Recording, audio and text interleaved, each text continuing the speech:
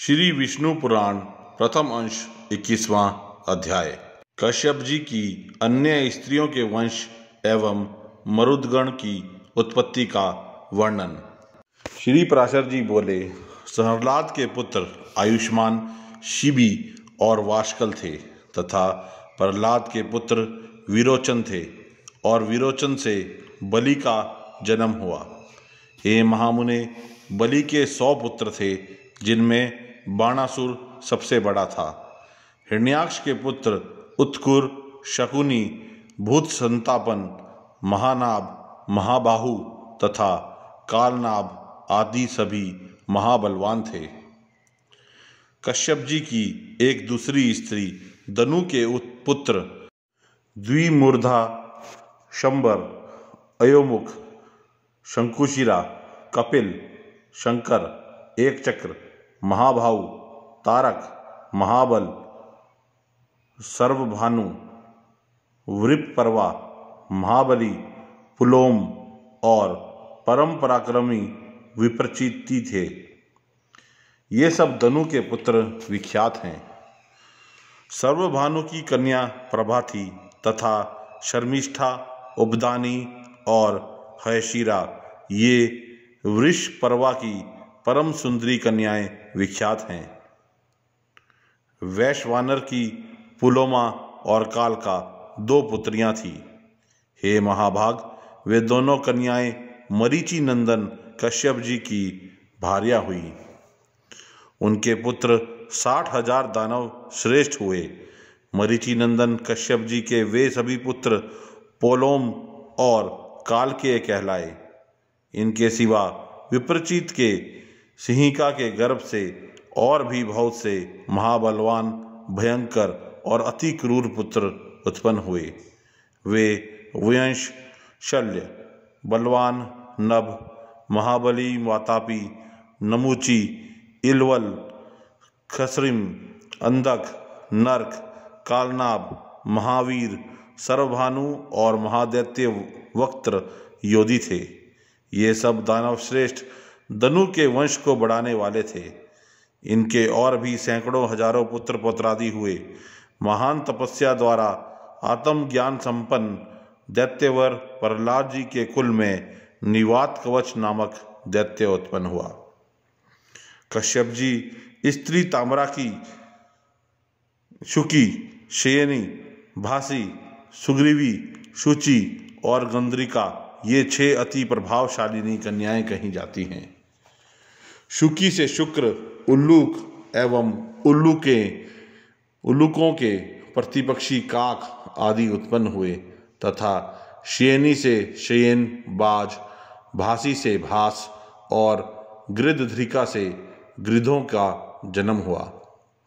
शुचि से जल के पक्षीगण और सुग्रीवों से अश्व, उष्ट्र और गंधर्वों का उत्पत्ति हुई।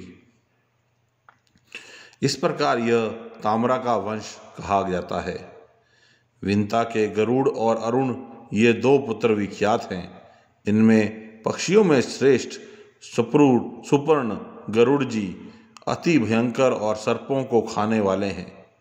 हे ब्राह्मण, सूरसा से सहस्त्रों सर्प उत्पन्न हुए, जो बड़े ही प्रभावशाली, आकाश में विचरने वाले, अनेक शिरों वाले और बड़े विशालकाय थे। और कर्द्रु के पुत्र भी महाबली और अमित तेजस्वी, अनेक सिर वाले सहस्रों सर्प ही हुए, जो गरुड़ जी के वशवर्ती थे।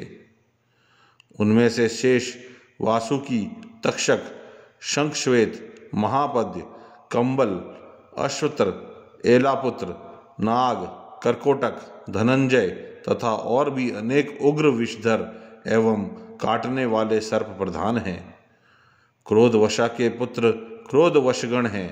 वे सभी बड़ी बड़ी दाढ़ों वाले, भयंकर और कच्चा मांस खाने वाले जलचर, स्थलचर एवं पक्षीगण हैं।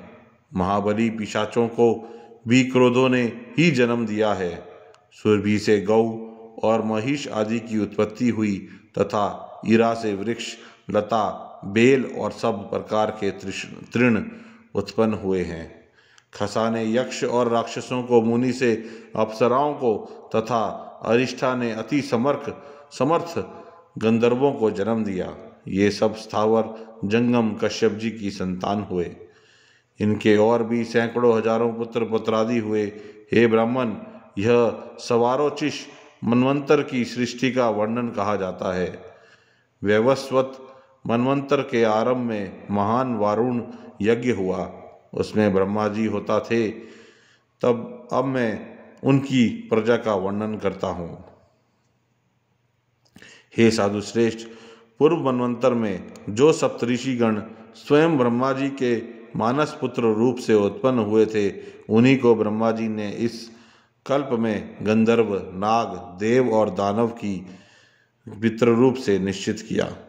पुत्रों के नष्ट हो जाने पर दिति ने कश्यप जी को प्रसन्न किया।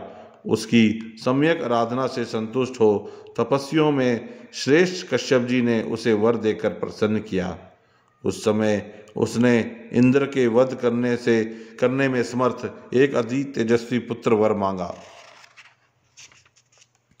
मुनि श्रेष्ठ कश्यप जी ने अपनी भार्या दिति को वह वर दिया और उसी अति उग्र वर को देते हुए वे उससे बोले, यदि तुम भगवान के ध्यान में तत्पर रहकर अपना गर्भ शौच और संयम पूर्वक 100 वर्ष तक धारण कर सकोगी तो तुम्हारा पुत्र इंद्र को मारने वाला होगा। ऐसा कहकर मुनि कश्यप जी उस देवी से संगमन किया और उसने बड़े शौच पूर्वक रहते हुए वह गर्भ धारण किया। उस गर्भ को अपने वध का कारण जान देवराज इंद्र भी विनय पूर्वक उसकी सेवा करने के लिए आ गए। उसके शौचादि में कभी कोई अंतर पड़े, यही देखने की इच्छा से इंद्र वहां हर समय उपस्थित रहते थे। अंत में 100 वर्ष में कुछ ही कमी रहने पर उन्होंने एक अंतर देख ही लिया। एक दिन दिति बिना चरण शुद्ध किए ही अपनी शैया पर लेट गई। उस समय निंद्रा ने उसे घेर लिया। तब इंद्र हाथ में वज्र लेकर उसकी कुक्षी में घुस गए और उस महागर्भ के 7 टुकड़े कर डाले। इस प्रकार वज्र से पीड़ित होने से वह गर्भ जोर जोर से रोने लगा। इंद्र ने उससे पुनः पुनः कहा कि मत रो, किंतु जब वह गर्भ 7 भागों में विभक्त हो गया और फिर भी ना मरा, तो इंद्र ने अत्यंत कुपित हो अपने शत्रु विनाशक वज्र से एक एक के 7 टुकड़े और कर दिए। वे ही अति वेगवान मरुत नामक देवता हुए। भगवान इंद्र ने जो उससे कहा था कि माँ रोदी मत रो, इसलिए वे मरुत कहलाए। ये 49 मरुदगण इंद्र के सहायक देवता हुए। यह था श्री विष्णु पुराण प्रथम अंश का 21वां अध्याय।